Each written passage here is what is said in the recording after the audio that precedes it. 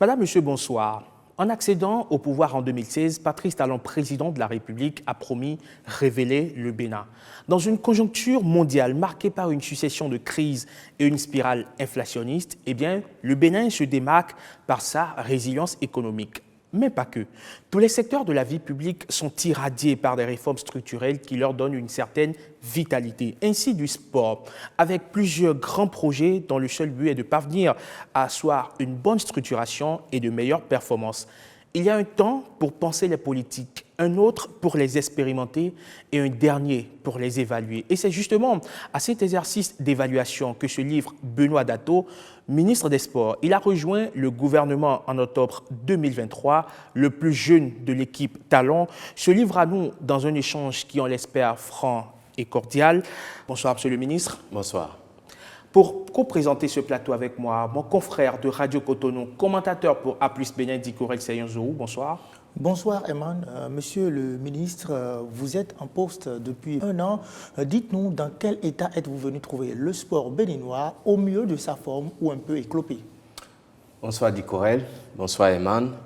Chers téléspectateurs, amis du mouvement sportif, bonsoir. Je suis particulièrement heureux d'être sur ce plateau avec vous. Nous allons ensemble voir que la locomotive sportive est bel et bien sur les rails, sans se détourner de l'objectif de départ qui est de faire du Bénin une grande nation sportive.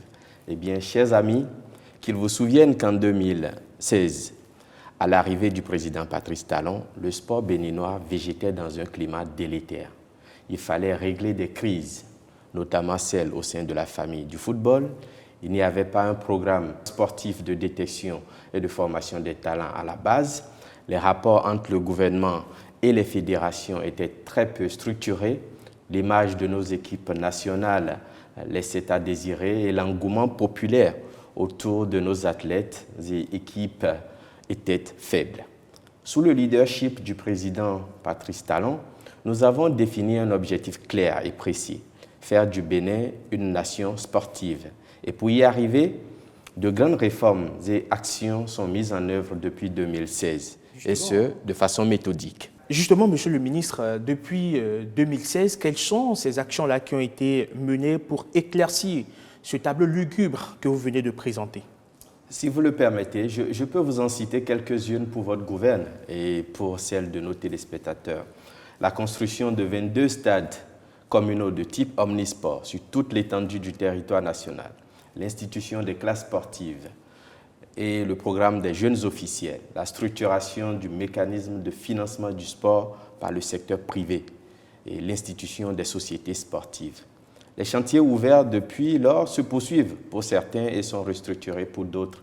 En effet, depuis ma prise de fonction, mon équipe et moi travaillons à non seulement renforcer le dispositif en place, mais aussi et surtout à aller plus loin.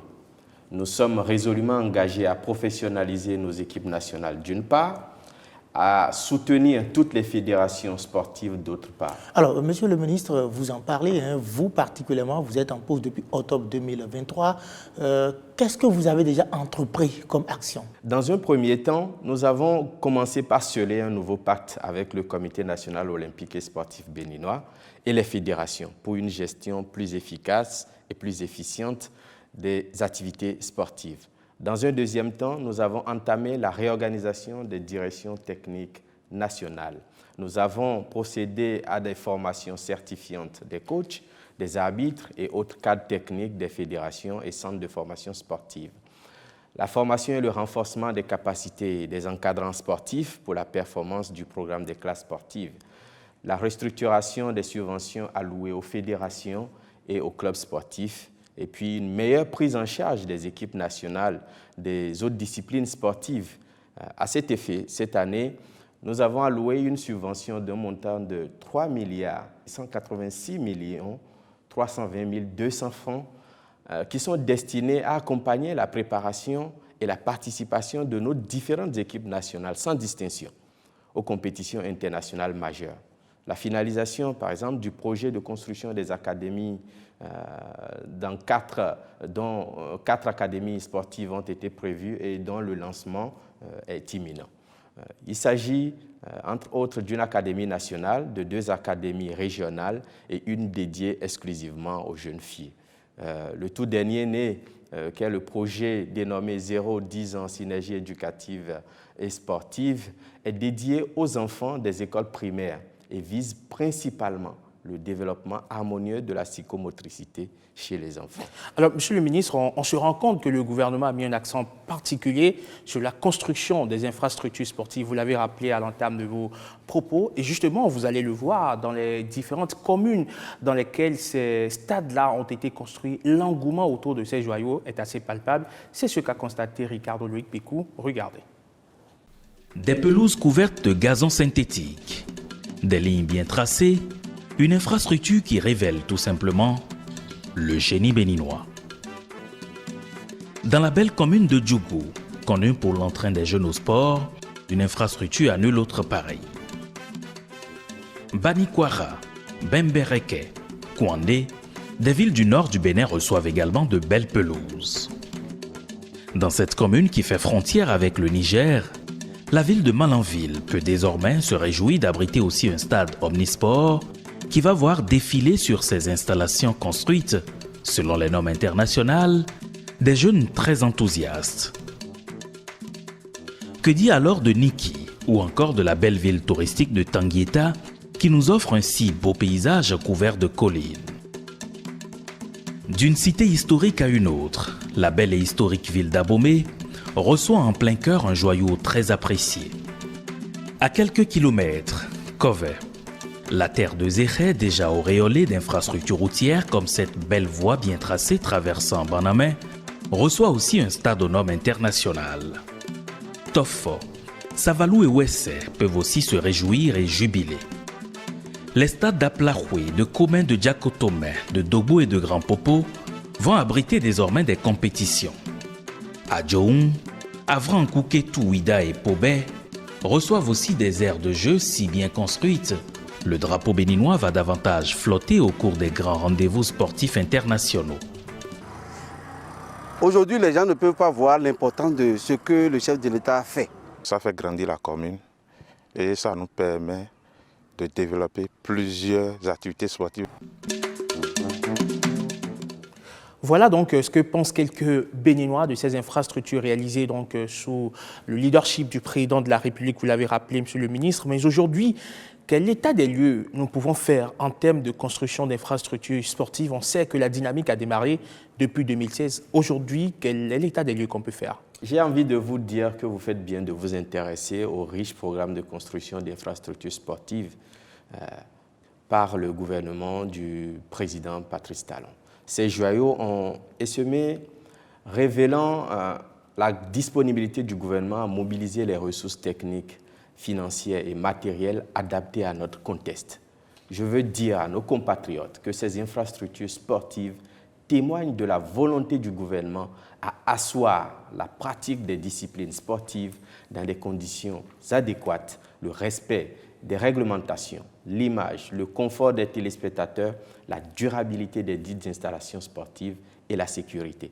Nous avons développé ce projet de façon méthodique. D'abord, au plan national, il y a eu une optimisation de la rénovation du stade de l'Amitié Général Mathieu Kérékou. Il faut dire ici que nous avons encore quelques travaux à réaliser pour être totalement optimal. La décision du gouvernement de redorer les stades René Pleven, Charles de Gaulle et Parakou, le stade René Pleven bientôt transformé en un complexe sportif de type urbain, le stade Charles de Gaulle en cours de réhabilitation en stade d'honneur iconique avec de l'écrin textile autour des gradins, des terrains d'entraînement et une délocalisation des aires de jeu de main. Puis à Parakou, la construction d'un stade moderne de type omnisport. Ensuite, au plan départemental, une première phase de construction de 4 stades omnisports aux normes internationales sont construits, fonctionnels, ouverts au public et concédés à des clubs professionnels. Il s'agit des stades départementaux de Djougou, d'Abomey, de Pobé et de Aplahoué. Je tiens à rappeler que les 7 chefs-lieux de département restants bénéficieront de leur stade pour le compte de la seconde phase. Enfin, au niveau de nos communes, La première phase a consisté à la construction de 18 stades de type omnisport dans 18 localités, dans 18 communes, à savoir Banikoara, Malanville, Tanguieta, Kwandé, Bembereke, Niki, Wesse, Savalou, Kove, Grand Popo, Kome, Dogbo, Djakotome, Adjoun, Avrankou, Ouida et Tofo. Ces joyaux abritent de nos jours, comme vous le savez, des matchs de notre championnat, des championnats professionnels et amateurs. Alors, monsieur le ministre, vous venez de nous parler de ce qui est fait. Et ce qui est promis et qui n'est pas encore fait et qui semble peut-être oublié, c'est bien sûr la construction des académies de formation. Où en est-on par rapport à ce projet? Je l'ai dit tantôt, le programme que nous avons mis en œuvre est un programme qui est structuré et qui est déployé de manière méthodique. Il faut ajouter que les études techniques comptant pour le démarrage des travaux de construction des académies sont en cours de finalisation. Il y aura bientôt une académie à caractère national intégrée dans le programme global de CME-City. Dans cette académie, on aura, outre les principales disciplines, une académie de tennis avec des cours en terre battue, en dur et en gazon.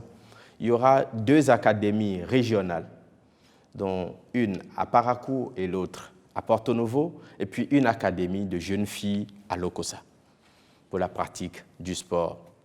Vous avez parlé tout à l'heure du stade de l'amitié Général Mathieu Kérékou qui a été réfectionné à coût de milliards grâce à la coopération chinoise. Malheureusement, monsieur le ministre, depuis quelques mois maintenant, la nouvelle est tombée. L'enceinte de Kourounou est déclassée au grand désarroi des amoureux du sport en général. Qu'est-ce qui n'a pas marché? Pour mémoire, la rénovation intégrale du stade de l'amitié Général Mathieu Kérékou est réalisée grâce à une aide de la partie chinoise. Là encore, je veux vous rappeler que suite à cette rénovation, plusieurs pays africains ont délocalisé leurs matchs officiels sur le stade GMK. Je ne vous apprends rien que la Côte d'Ivoire, le Burkina Faso, le Mozambique et j'en passe ont été chaleureusement accueillis chez nous.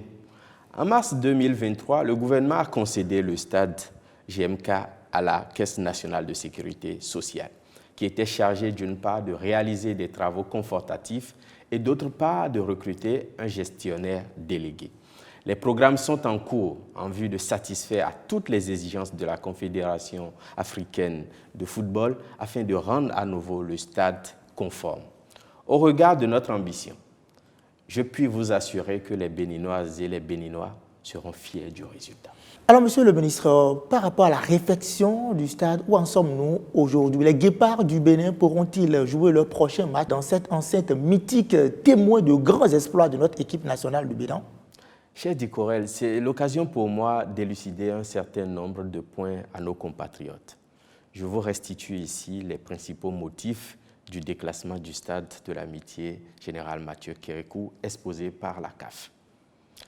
Il a été évoqué la non-conformité de la pelouse aux meilleurs standards internationaux, la non-uniformisation de l'intensité de la lumière dans les différentes zones de la pelouse, le non-équipement des vestiaires des équipes et des arbitres, des bureaux des commissaires et coordonnateurs au match, de la tribune de presse, des infirmeries, de la salle antidopage et de la salle média. L'absence de tourniquet de signalisation pour l'accès des spectateurs, l'absence d'une barrière en fibre de verre devant la première rangée de la loge VVIP, l'absence de la plateforme principale de caméras dans la tribune du côté ouest, l'absence d'un terrain d'entraînement, l'inexistence d'une zone mixte et de connexion Internet, le mauvais emplacement des centres opérationnels du site. Pour pallier ces observations, les dispositions sont mises en œuvre en collaboration avec le concessionnaire, la Caisse nationale de sécurité sociale, et le contrat est en cours de signature avec les prestataires chargés de réaliser les travaux. En l'état, il faut que les exigences de la Confédération africaine de football soient respectées avant que notre stade soit à nouveau apte à accueillir les spectateurs pour de beaux matchs de nos vaillantes équipes nationales. Donc, nous allons patienter un moment. Monsieur le ministre, le gouvernement mise également sur la formation à la base et plusieurs programmes ont été expérimentés ou sont en cours d'expérimentation dans ce sens, notamment les classes sportives, le projet Jeunes officiels ou encore synergie éducative et sportive. Est-ce que vous pouvez nous rassurer aujourd'hui que tout ceci est sur les bons rails? Pour répondre à l'absence d'un programme structuré de détection des talents à la base, le gouvernement a initié, depuis la rentrée scolaire 2017-2018, le programme des classes sportives. 88 classes sportives ont été ouvertes sur toute l'étendue du territoire national, à raison de 74 communes ordinaires, 3 à Parakou, 3 à Porto Novo et 8 à Cotonou. En vue d'évaluer le travail effectué par les classes sportives, le gouvernement a initié en 2021, avec l'appui de la Fédération internationale de foot, la FIFA, le championnat national scolaire nouveau format. Ce championnat a lieu chaque année en 3 phases, communale, départementale et nationale. À la suite de l'expérience, rappelons-nous, la CAF et la FIFA ont mis en place le championnat scolaire panafricain. Lors de ces différentes compétitions scolaires, le Bénin s'est presque toujours distingué. On ne saurait oublier les performances historiques du CEG Kobli et du CEG Sainte-Rita. Cette année, nos guépards scolaires viennent de participer au championnat du monde scolaire des moins de 18 ans à Dalian et les moins de 15 ans viennent de défendre vaillamment nos couleurs dans la CAN scolaire des moins de 15 ans qui s'est déroulée à Zanzibar. Toutes ces performances révèlent notre sport scolaire et montrent le chemin à suivre pour le développement de notre sport en général. Pour compter de la rentrée scolaire 2024-2025, les perspectives sont notamment l'extension des classes sportives à 76 nouveaux CEG à travers tout le Bénin, à raison de 2 par commune, voire plus en raison de la taille et de la disponibilité des infrastructures, la participation des enseignants d'EPS en qualité d'encadrant sportif pour l'animation des classes sportives, l'ouverture de 24 classes sportives de volley-ball à raison de 2 par département, en fonction bien sûr de la disponibilité des infrastructures, la formation de mise à niveau des encadrants sportifs et des enseignants d'EPS, l'implication des administrations des établissements dans le suivi des classes sportives, notamment la facilitation également du transfert des jeunes talents détectés vers les académies, la prise en charge des académies régionales par les experts recrutés et déployés. Et en ce qui concerne le projet Jeunes officiels, si vous voulez bien, on peut... Justement, oui. vous évoquez le projet Jeunes officiels qui nous intéresse tout particulièrement. Lors des derniers championnats scolaires qui se sont déroulés du côté d'Abomey, nous avons suivi évidemment ces apprenants qui ont envie soit de faire carrière dans l'arbitrage ou bien même dans la presse sportive. Et nous avons mis un accent particulier sur ceux-là qui officient les matchs, donc les jeunes officiels volet arbitrage. Regardez. Mon rêve, c'est de devenir une grande arbitre internationale comme Stéphanie Frappard, la française. Ils veulent participer à la dramaturgie du foot, devenir des acteurs clés, gardiens des règles, architectes de l'équité. Bref, ils ont décidé d'être arbitres.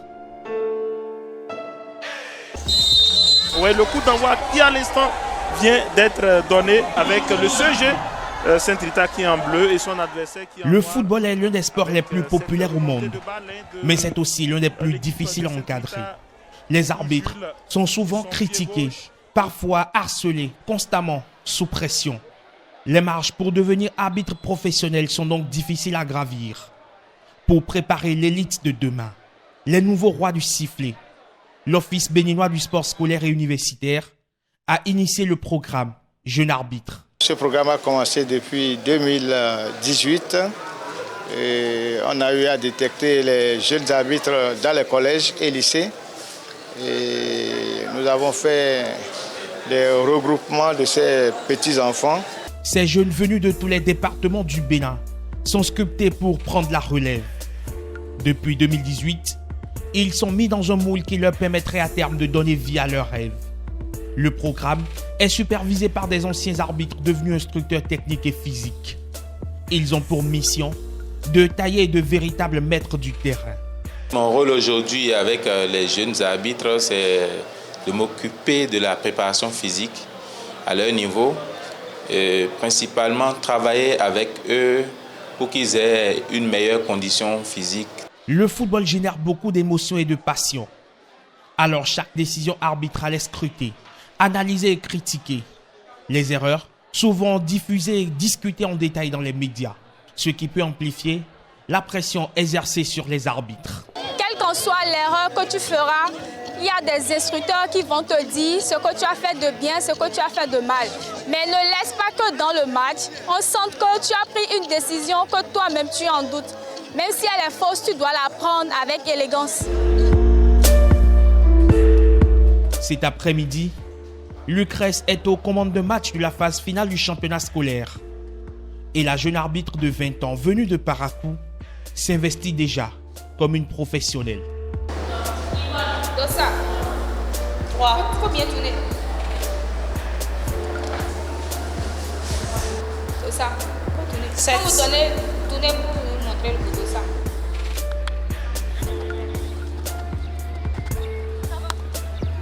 Déplacement, respect des lois du jeu, prise de décision. Pour l'édition 2023 du championnat national scolaire, les progrès réalisés par les jeunes arbitres sautent à l'œil.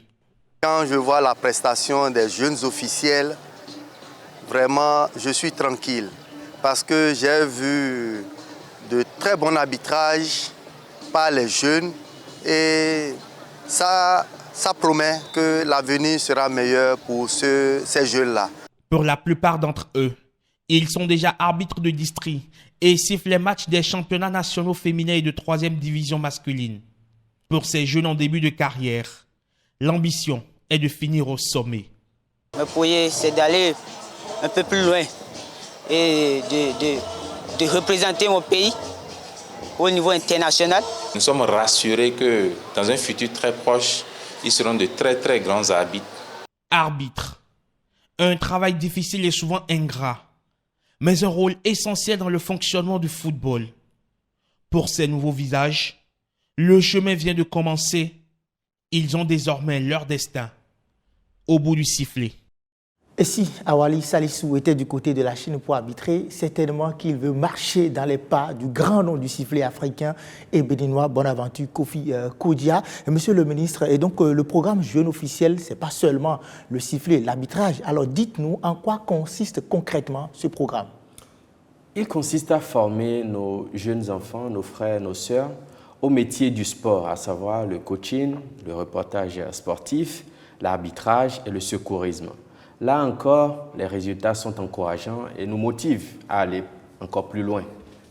Par exemple, de 2018 à 2022, il y a eu 8559 jeunes qui ont été enrôlés dans le programme, suivant les corps de métier. On peut dénombrer environ 1149 jeunes reporters, 2918 jeunes arbitres, 2092 jeunes coachs, et 1999 jeunes secouristes, en plus des 401 jeunes arbitres de basketball. On se rend compte que tout est chiffré au détail près. Absolument, absolument. C'est un programme qui est suivi de très près. Aujourd'hui, certains des jeunes arbitres officient dans le championnat régional, ce qui leur offre des perspectives pour l'avenir. Je voudrais enfin rappeler à nos compatriotes que le 7 mai passé, nous avons lancé, en collaboration avec notre collègue du ministère en charge de l'enseignement maternel et primaire, le programme dénommé 0-10 ans, synergie éducative et sportive. Ce programme est dédié aux enfants des écoles primaires dans une première phase et vise principalement le développement harmonieux de la psychomotricité chez les enfants afin de les préparer à un avenir meilleur et certain. Monsieur le ministre, c'est vrai, hein, tout ça est beau et bien, mais pour qu'il soit constructif et efficace sur le long terme, il est important et nécessaire de penser à la professionnalisation du sport béninois. Où en est-on par rapport à ce chantier importantissime? Vous savez, avant 2016, on comptait à peine 4 directions techniques nationales qui fonctionnaient de manière non structurée. Et or, la direction technique nationale est essentielle pour contribuer à la formation des athlètes. et à l'organisation des compétitions et au développement des stratégies en vue d'améliorer les performances nationales. Conscient que les investissements en matière d'infrastructures sportives et l'institution des différents programmes et projets sportifs devraient être accompagnés par des experts techniques, le gouvernement a pris des mesures au fin de doter, dans une première phase, 5 fédérations d'un effectif de 20 personnes, à savoir les DTN et leurs adjoints, les entraîneurs nationaux et leurs adjoints, des conseillers techniques régionaux, les entraîneurs de gardiens selon le cas, des préparateurs physiques et des secrétaires administratifs. Il est prévu également de prendre en charge les salaires des directeurs techniques nationaux et leurs adjoints pour les disciplines suivantes, l'athlétisme, le handball, le basket et le volleyball. Prendre en charge les salaires des conseillers techniques régionaux, des entraîneurs nationaux ainsi que de leurs adjoints pour les équipes nationales et celles des catégories d'âge pour les 5 disciplines retenues, à savoir le football, l'athlétisme, le handball, le basketball et le volleyball. Former également l'encadrement technique de toutes les fédérations sportives et former les formateurs par des experts des instances sportives internationales. Ces différentes mesures seront progressivement élargies aux autres fédérations en vue de couvrir toutes les disciplines sportives présentes au Bénin. On se rend compte que le gouvernement injecte beaucoup de milliards aujourd'hui dans le sport. Jamais dans l'histoire du Bénin, le sport n'a reçu autant d'attention des pouvoirs publics. Et ça se remarque au niveau des subventions qui sont accordées aux différentes fédérations. Et cette année, il y a une toute nouvelle particularité, c'est qu'il y a des critères d'éligibilité. Nous avons suivi, Monsieur le ministre, lors de la cérémonie justement de remise des subventions des chèques aux fédérations sportives. On va suivre cet élément qui a été réalisé par Blaise Adancourt.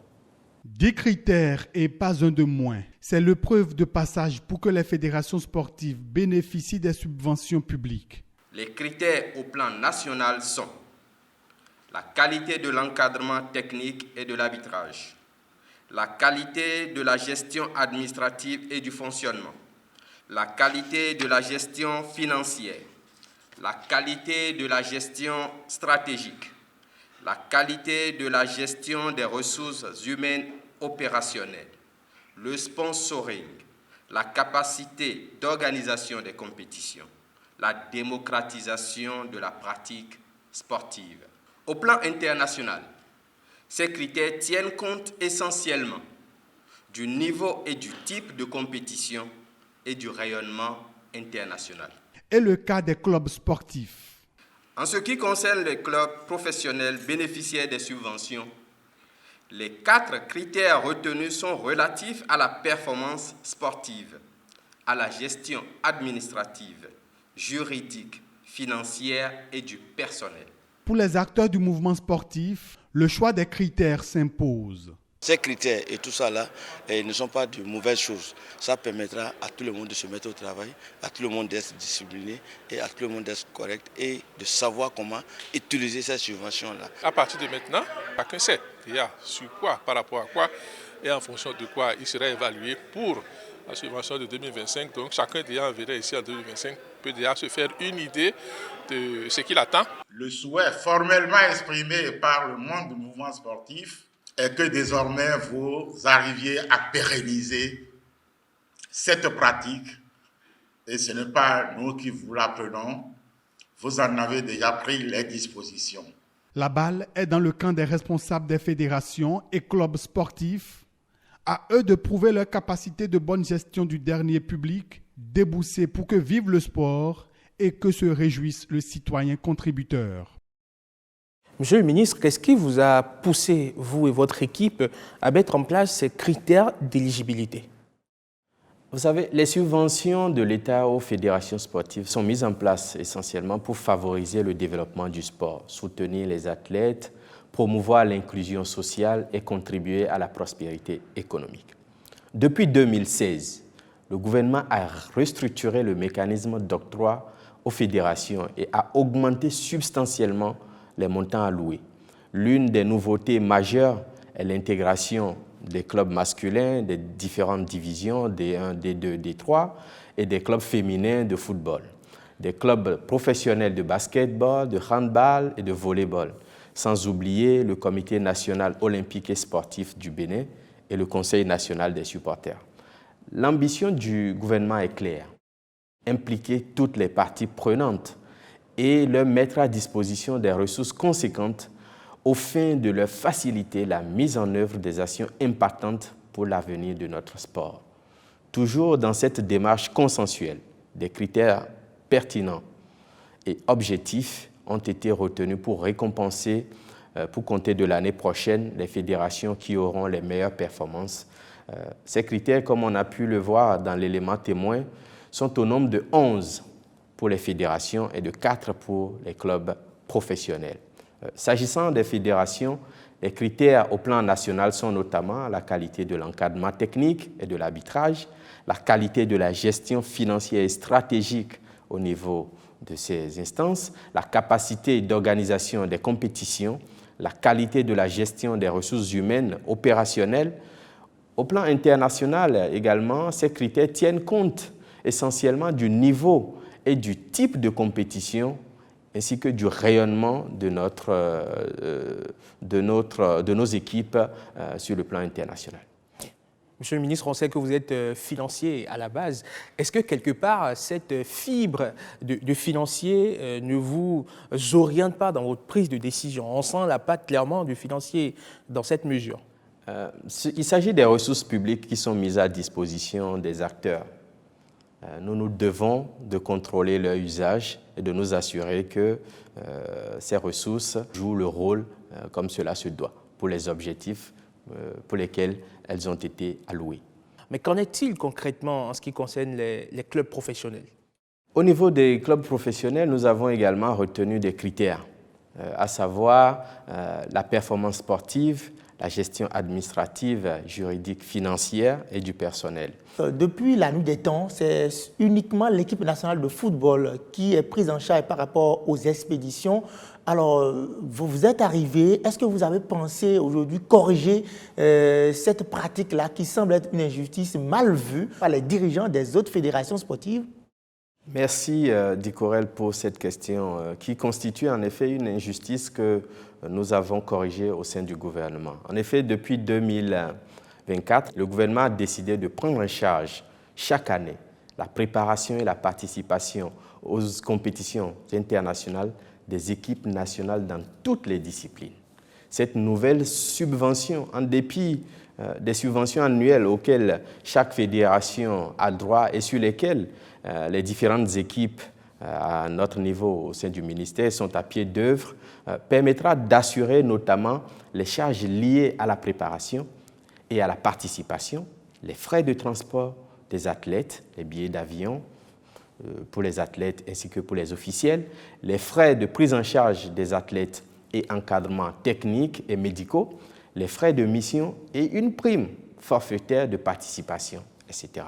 Permettez-moi de vous informer qu'à partir de cette année, nous ferons un contrôle rigoureux de l'utilisation des ressources publiques mises à la disposition des différents clubs et fédérations. Ce contrôle est arrivé à point nommé parce que c'est demandé par l'ensemble du mouvement sportif béninois, notamment les reporters sportifs. Monsieur le ministre, nous n'allons pas clore les débats par ici sans avoir votre avis sur l'équipe nationale de football du Bénin, les Guépards du Bénin, qui ont une performance en dents de scie. Parfois ça marche, parfois ça ne marche pas. Depuis leur brillante prestation à la CAN 2019, les choses se sont mal déroulées. Les Guépards du Bénin ont manqué les qualifications aux 2 dernières éditions de la CAN. Le tirage au sort de la prochaine édition a été effectué le 4 juillet dernier. Le Bénin se retrouve dans le groupe D en compagnie du Nigeria, de la Libye et du Rwanda. Qu'avez-vous à dire pour rassurer les uns et les autres? Merci, cher Dicorel. Avant d'aborder la question, permettez-moi de finir et de donner quelques précisions sur les subventions qui ont été allouées. En effet, depuis 2016, vous auriez constaté que les subventions avoisinaient les 79 500 000. Nous sommes passés à 502 millions en 2017, 553 millions en 2018, 653 millions en 2019. Aujourd'hui, en 2024, nous sommes à 4 milliards 655 millions de francs CFA. Le bon est quantitatif. Absolument. Et qualitatif aussi. Absolument, absolument. Je comprends, pour revenir à votre question, le mécontentement des supporters. Mais en même temps, je veux les rassurer. Le ministère des Sports et la Fédération béninoise de football travaillent en bonne intelligence pour le développement et l'avenir de notre football. Je reste confiant que seule la formation produit des résultats et nous y veillons. Les derniers résultats, comme vous avez pu le constater, le prouvent et nous œuvrons à maintenir ce cap. Monsieur le ministre, au vu de ce que vous avez développé dans cet échange, est-ce qu'on peut dire que le sport béninois se porte très bien?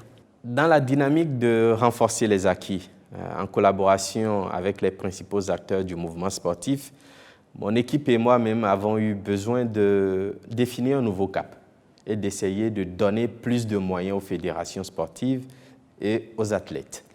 Ensemble, nous nous sommes engagés à ne plus laisser place à l'amateurisme, à travailler à la professionnalisation de nos athlètes et de nos équipes.